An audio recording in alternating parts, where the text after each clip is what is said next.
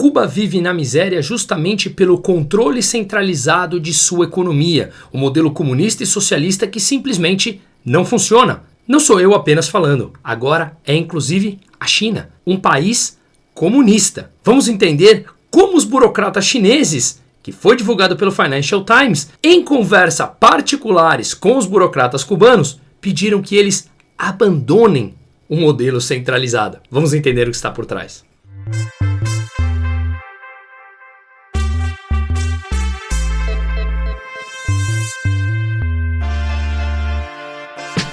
Para quem me acompanha, sabe que eu já estive em alguns países para mostrar a obscenidade que a esquerda entrega.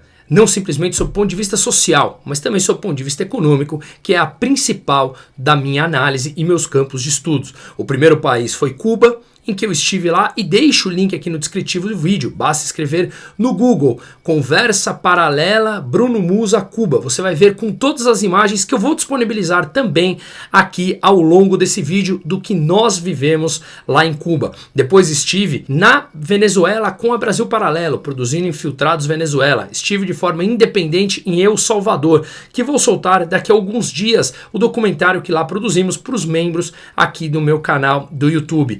Depois fui à Argentina, onde estive com o Milei também pela Brasil Paralelo, e agora, semana que vem, dia 2, embarco para os Estados Unidos e conseguimos acesso à Casa Branca para podermos acompanhar de perto as eleições americanas e passaremos por alguns estados democratas para mostrar o que essa prática recorrente de abertura, de legalização das drogas por completo, que esse é um outro papo, e também de permissão, como tem acontecido na Califórnia com alguns roubos, como isso tem transformado a essência social de cada um desses estados. Dito isso, eu queria falar agora aqui de Cuba, como esse modelo realmente não funciona e por que a China resolveu colocar o dedo lá. A China, não são os Estados Unidos capitalistas, não é a Suíça, a China. Mas justamente para falarmos disso, eu vou trazer alguns dados antes, para amparar essa fundamentação técnica como um todo. Para quem não acompanhou, na semana passada, Cuba enfrentou um apagão. E vocês verão em algumas fotos aqui no final, e nesse link que eu deixei no podcast que eu gravei com a Brasil Paralelo, todas as fotos das ruas, grande parte escura, um problema de iluminação por conta da infraestrutura sucateada que existe na ilha.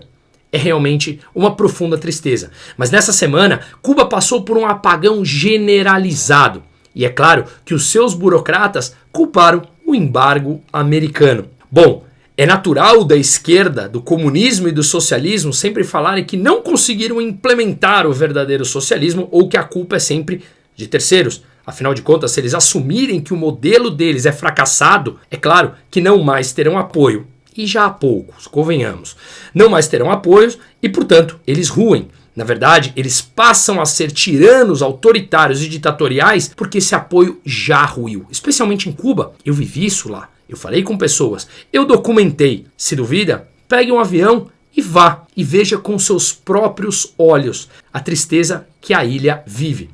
Mas bom, como muito bem falava Ludwig von Mises, um economista austríaco, o socialismo não funciona por um problema básico, é o cálculo econômico. Quando você tenta centralizar no Estado, em poucos burocratas, que na verdade é a essência do Estado, o controle de preços e o controle do que as pessoas devem produzir ou demandar, isso é simplesmente impossível, porque as nossas vontades mudam, os nossos anseios e desejos mudam constantemente. Nós sequer sabemos o que vamos querer consumir amanhã. Como é que você pode centralizar em poucas pessoas quanto as empresas devem e como devem produzir? É claro que isso leva à completa miséria. Mas esse é um papo que eu deixo para depois, já falamos em vários outros vídeos, e recomendo a leitura sobre a ineficiência do cálculo econômico que muito bem explicou Ludwig von Mises, que aliás tem um livro brilhante aqui, A Ação Humana, que fala sobre o comportamento humano e como isso não funciona realmente na economia, qualquer planificação central. Mas além disso, eu quero trazer alguns dados para mostrar o que os burocratas chineses recomendaram e por que eles recomendaram aos cubanos a abandonar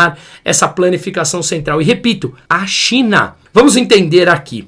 Bom, é claro que esse embargo ele pode dificultar em algo o comércio internacional de Cuba, mas ele nada impede que ele comercialize com outros países que não são alinhados aos Estados Unidos, como China e a Rússia. Mas vamos lembrar que 80% do frango que é consumido em Cuba, e pouco, eu vivenciei a falta de proteína por lá, 80% mais ou menos vem dos Estados Unidos. Portanto, essa já é uma grande de uma falácia. Existem alguns embargos? Claro, mas eles não impedem por completo. Mas vamos voltar então em países mais alinhados ao modelo e à ditadura de Cuba. As importações chinesas dos países da Hispanoamérica, de 2008 para cá, elas quadruplicaram. Ou seja, o montante que os países da Hispanoamérica exportaram à China aumentou em 4 vezes desde 2008. Conforme vocês conseguem ver nessa imagem aqui, lá no ano de 2008,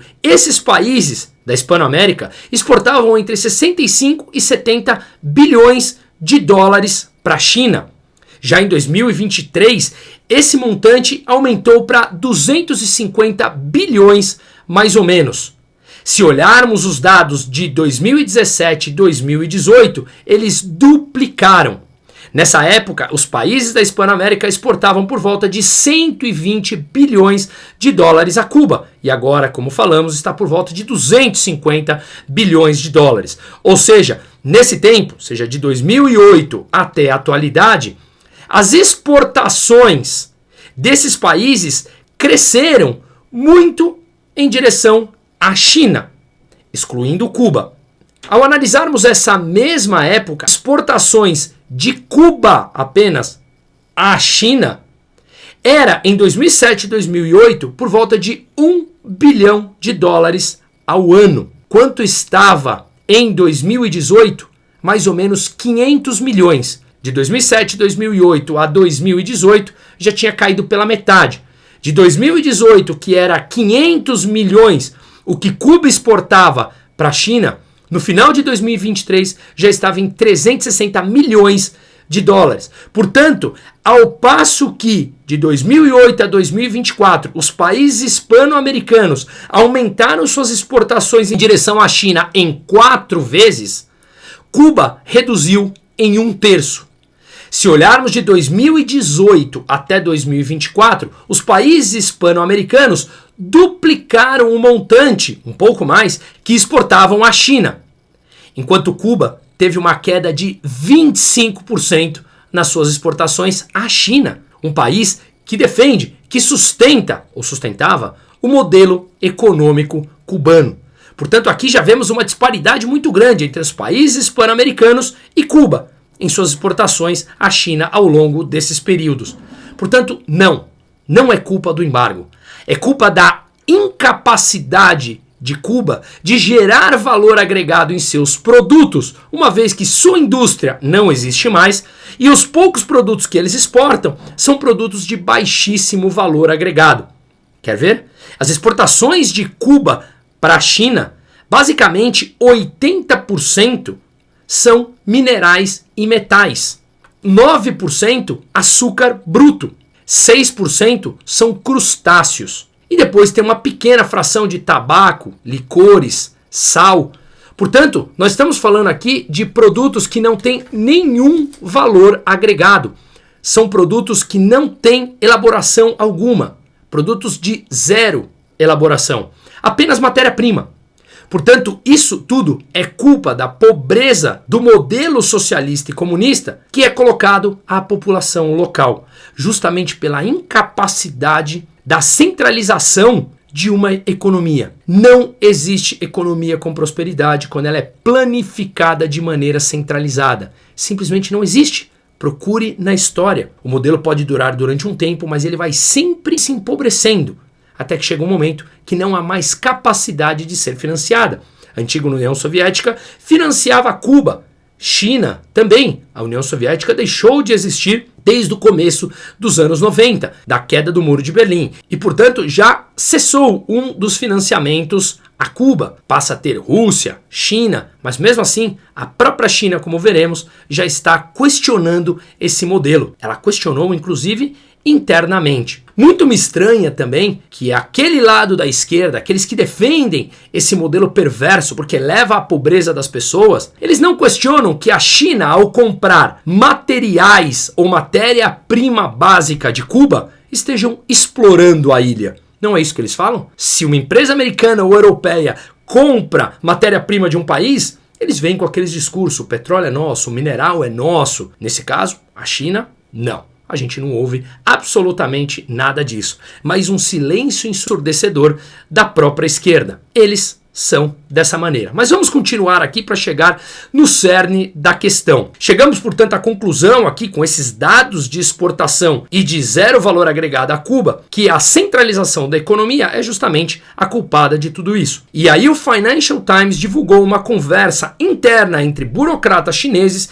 e burocratas cubanos, em que os chineses pedem de maneira aberta reformas profundas econômicas na ilha, porque está por completo insustentável. Vamos olhar esse parágrafo aqui dado pelo Financial Times que eu deixo na tela. Mas basicamente o que os chineses falaram foi que Cuba precisa implementar reformas profundas em sua economia, reformas em direção à liberalização de mercado, que não mais tenha uma planificação central por completo e que caminhe em direção a práticas de mercado. Por quê? Justamente para atrair riqueza, gerar produção, aumento de produtividade e a ilha parar de afundar por completo. Não foi muito bem recebido, segundo o Financial Times, pelos burocratas cubanos que se negam ou negaram a fazer isso. Mas para mim é questão de tempo por completo.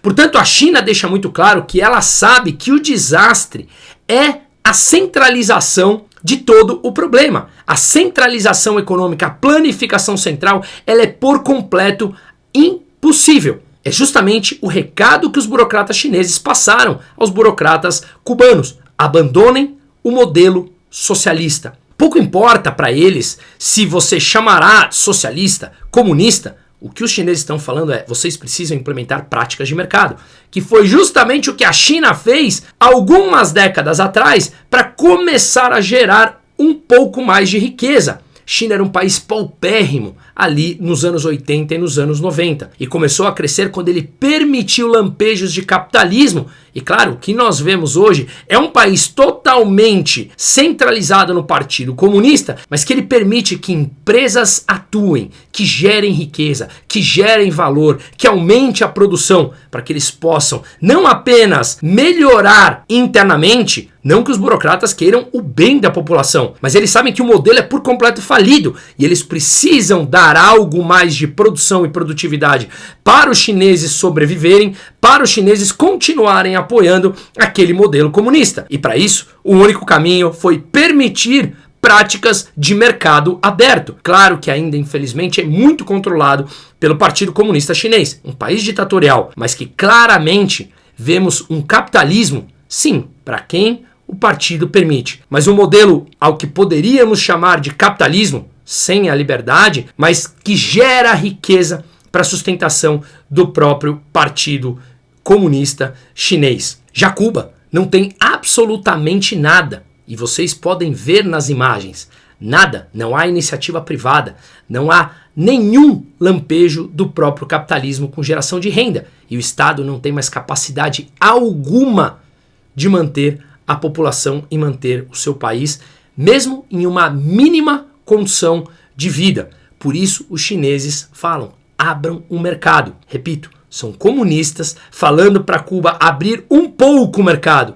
Não que eles queiram liberdade, afinal de contas, são comunistas ditatoriais. E assim, o que a China deixa claro é que o que gera pobreza é sim o bloqueio econômico da tirania socialista e não um bloqueio econômico imposto por países capitalistas a uma ilha pequena que afunda e leva a sua população na imensa pobreza. O que eu vivi lá foi que o sonho das crianças é achar meios de como fugir da ilha. Isso não é humano, isso não é digno. O comunismo e o socialismo não é humano e não há dignidade. Seguimos.